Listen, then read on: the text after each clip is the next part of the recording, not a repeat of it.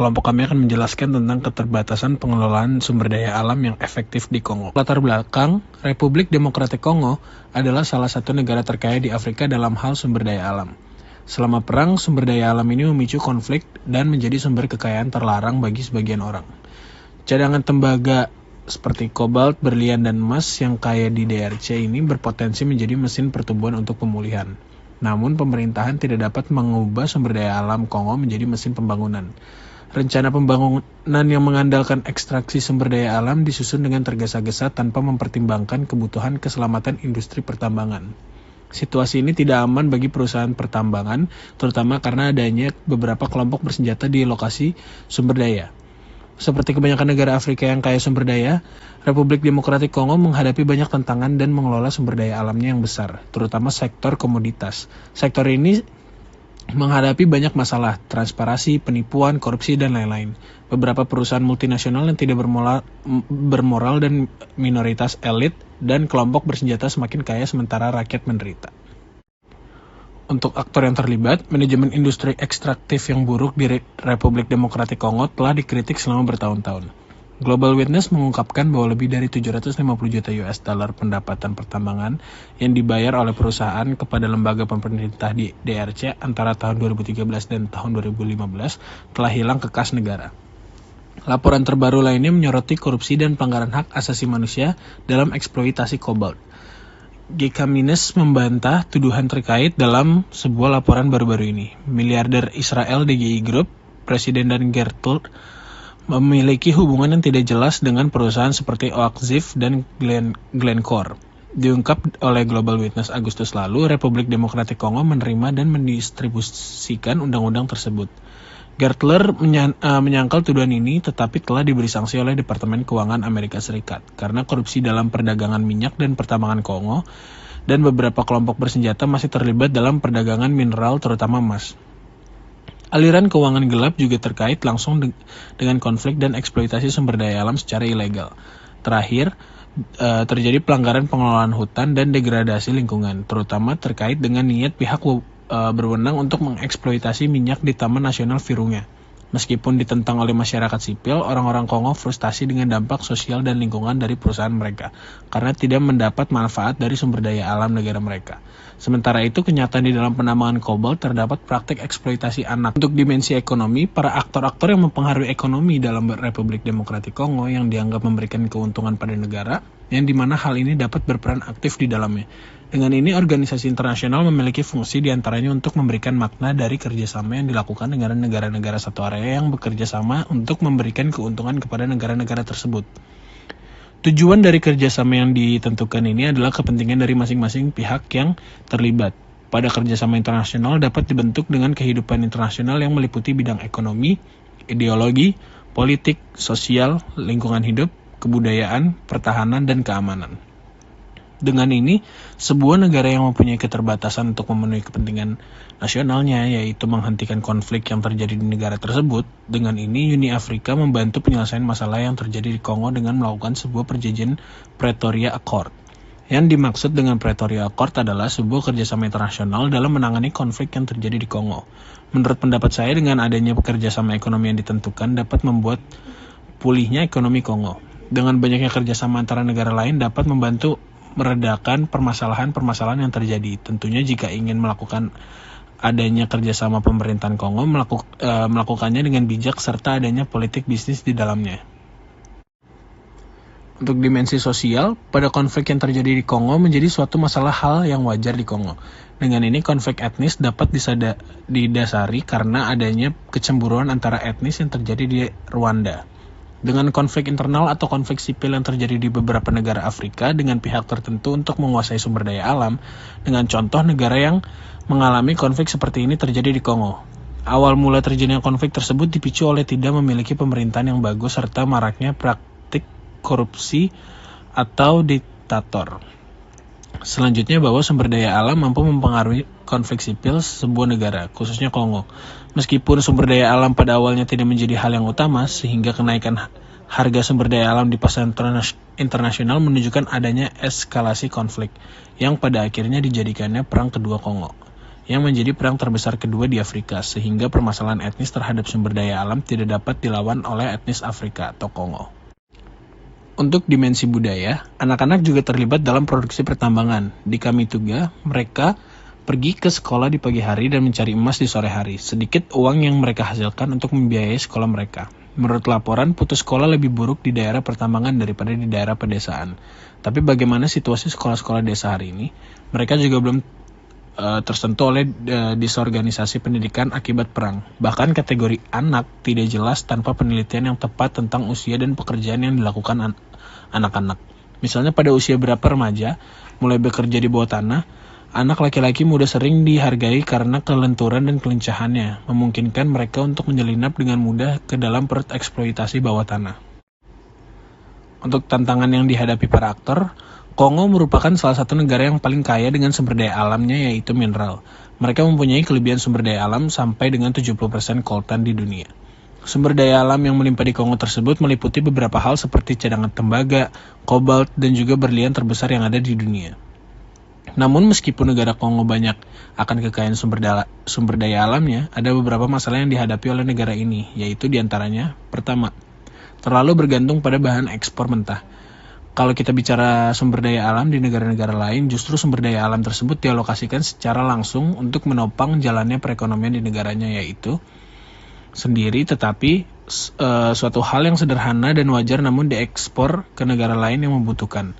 Masalahnya adalah harga komoditas barang mentah sedang tidak stabil, yang mengalami kenaikan dan penurunan secara tidak menentu, tergantung dengan harga pasar internasional. Jika harga pasarnya sedang naik, maka mereka akan tetap diuntungkan dengan hal itu, begitupun sebaliknya, dan hal ini berpengaruh terhadap pendapatan negara mereka, yang bisa saja turun secara signifikan. Lalu masalah lainnya adalah mereka tidak mempunyai sektor yang bisa membantu menopang jalannya perekonomian ketika pada saat harga-harga bahan sedang naik dan sebagainya. Hasilnya perekonomian mereka sangat memungkinkan akan langsung jatuh pada saat harga komoditas mereka turun di pasar internasional. Bergantungnya negara kepada ekspor sumber daya alam itu juga bisa mengarahkan kepada masalah jika sumber dayanya itu tidak bisa lagi diperbarui. Tantangan yang kedua, tidak mengolah kembali bahan mentah. Negara-negara yang kaya akan sumber daya alam biasanya tidak punya inisiatif untuk mengolah sumber daya alam mereka menjadi produk jadi atau minimal bahan setengah jadi. Akibatnya sektor produksi menjadi tidak berkembang dan tidak menghasilkan untuk jalannya perekonomian mereka. Lalu apakah penyebabnya hal tersebut? Karena mereka berpikir bahwa bahan-bahan dari penjualan bahan mentahnya saja sudah mencukupi dan menguntungkan bagi mereka. Maka sebab itu untuk apa mereka mengolahnya jika bisa langsung menjualnya? Apalagi bahan pengolahan mentah menjadi bahan jadi atau setengah jadi itu membutuhkan investasi yang mahal, waktu yang lama, dan resiko yang lebih besar. Untuk tantangan yang ketiga, ketidakstabilan politik dan konflik internal. Dengan mempunyai kekayaan sumber daya alam yang melimpah, negara tersebut akan menjadi magnet yang mengundang banyak ketertarikan dan akan banyak pihak di luar sana yang ingin mendapatkan keuntungan sebanyak-banyaknya dalam pengelolaan sumber daya alam itu. Lalu dengan adanya sumber daya alam ini juga pastinya memicu sifat keserakahan manusia, entah dari sisi kepentingan politik sampai konflik internal dari masyarakatnya itu sendiri. Jika melihat laporan World Corruption Perceptions Index, negara paling korup berasal dari negara yang kaya akan sumber daya alam. Sementara itu, negara tanpa korupsi adalah negara yang kekayaannya tidak bergantung pada sumber daya alam. Sebagai contoh, di Kongo, yang memiliki sumber daya alam mineral sekitar 2 triliun US dollar. Negara tersebut bahkan mengalami perang saudara yang sangat panjang hingga diserang oleh negara lain. Akibatnya Kongo adalah salah satu negara termiskin di dunia dengan PDB per kapita hanya 550 US dollar. Contoh lain adalah Argentina yang berprestasi sepak bolanya juga ditopang oleh kekayaan sumber daya alam, yaitu timah, biji besi, uranium, perak, dan tembaga. Di sisi lain, Argentina juga merupakan negara yang krisis politik yang cukup serius. Bayangkan, Argentina mengalami 6 kudeta militer dan pengambil alihan paksa oleh pemerintah pada abad ke-20. Wajar saja, ketidakstabilan politik ini membuat para pengusaha dan investor takut berinvestasi di negara-negara tersebut, karena mereka mengkhawatirkan keselamatan dan perlindungan aset mereka, yang dapat menyebabkan pemimpin diktator menasionalisasi aset mereka. Terakhir, perekonomian Argentina juga sangat miskin hingga angka kemiskinan akan naik di atas 40% pada tahun 2020. Untuk strategi dalam menghadapi tantangan, pertama, melindungi kontrak nilai. Negara bisa melakukan kontrak lindung nilai di pasar komoditas yang isinya adalah kesepakatan dengan negara atau perusahaan pembeli untuk membeli sumber daya alam. Di harga yang tetap di waktu yang sudah ditentukan melalui kontrak ini diharapkan para pengekspor sumber daya alam bisa melindungi ekonominya dari naik turunnya harga komoditas yang tidak stabil. Yang kedua, aturan ketat untuk para investor. Diharapkan investor luar tidak hanya mengambil kekayaan alam saja, tetapi juga membawa manfaat jangka panjang untuk negara tersebut. Misalnya, investor yang akan melakukan aktivitas pertambangan itu diwajibkan melakukan aktivitas pengolahan di dalam negeri dan dilarang mengekspor bahan mentah. Dengan demikian, produk yang dijual pengekspor adalah barang jadi yang nilai produknya lebih stabil. Sementara bahan baku yang terserap berasal dari dalam negeri, dan tenaga yang dipekerjakan juga orang lokal dan akan terjadi proses transfer ilmu dan teknologi untuk dipelajari oleh orang-orang lokal. Untuk yang ketiga, kembang sektor ekonomi lain. Bisa dengan mengembangkan sektor jasa, pariwisata, dan industri, jadinya kekuatan ekonomi negara tidak hanya bergantung di satu sektor saja, agar semisal satu sektor sedang ambruk, sektor lain masih sanggup untuk menopang perekonomian negara tersebut. Untuk prospek keberhasilan para aktor. Menghadapi tantangan untuk alasan administratif, negara telah lama dibagi menjadi beberapa wilayah atau provinsi.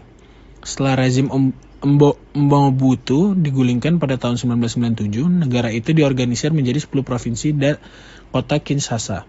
Provinsi terakhir yang setara dengan distrik federal, Konstitusi 2006 mengatur peningkatan jumlah provinsi dari 10 menjadi 26. Meskipun struktur provinsi baru tidak diperkenalkan hingga tahun 2015, provinsi dipimpin oleh gubernur. Gerakan Rakyat Revolusi adalah salah satu partai politik yang sah dari tahun 1970 hingga 1990. Partai ini dipimpin oleh Presiden Mobutu saat itu dan memiliki cabang di setiap tingkat administrasi di seluruh negeri. Terpecahnya Gerakan Rakyat Revolusi menjadi faksi-faksi setelah Mobutu digulingkan pada tahun 1997. Pada masa pemerintahan transisi, beberapa partai politik yang paling menonjol adalah Partai Rakyat untuk Rekonstruksi dan Demokrasi. Tanggapan terhadap kasus dalam pembahasan resources mismanagement di Kongo, yang dimana negara ini merupakan negara yang memiliki kekayaan sumber daya alam, di mana salah satu negara di benua Afrika ini memiliki tembaga, kobalt, emas, bauksit, minyak, gas, dan lainnya. Sehingga negara ini mengalami mismanagement dalam pengelolaan sumber daya alamnya. Sehingga kami menentang adanya resources mismanagement karena memberikan dampak buruk terutama ke masyarakat. Resources mismanagement menimbulkan berbagai masalah buruk di negara ini seperti masalah transparansi dan korupsi yang membuat ketimpangan distribusi, kekayaan, dan pemberian upah kepada para pekerja tambang di lapangan. Resources mismanagement di Kongo menimbulkan konflik bersenjata seperti terdapat milisi lokal dan yang beroperasi di beberapa lokasi tambang di Kongo yang seringkali menarik pungutan dari para penambang. Milisi lokal ini juga melakukan teror ke desa-desa yang ada di Kongo. Mereka mencuri, membunuh, memperkosa, dan memaksa warga untuk menjadi penambang tanpa mendapatkan upah. Sehingga terjadi teror dan eksploitasi sumber daya alam yang dilakukan oleh kelompok milisi lokal di Kongo. Selain itu, aktivitas pertambangan di Kongo seperti penambangan kobalt sering mendapatkan kritik dari kalangan lembaga swadaya masyarakat. Karena melibatkan para pekerja di bawah umur atau anak-anak dan dengan kondisi kerja yang berbahaya, tanpa menggunakan alat pelindung seperti masker dan sarung tangan. Para pekerja tambang anak-anak juga hanya diberikan upah sebesar $1 sampai $2 dengan jam kerja hingga 12 jam setiap harinya. Sehingga terdapat banyak pelanggaran hak asasi manusia akibat resources mismanagement di Kongo. Oleh karena itu, resources mismanagement harus dapat diselesaikan karena banyak memberikan dampak negatif ke masyarakat Kongo.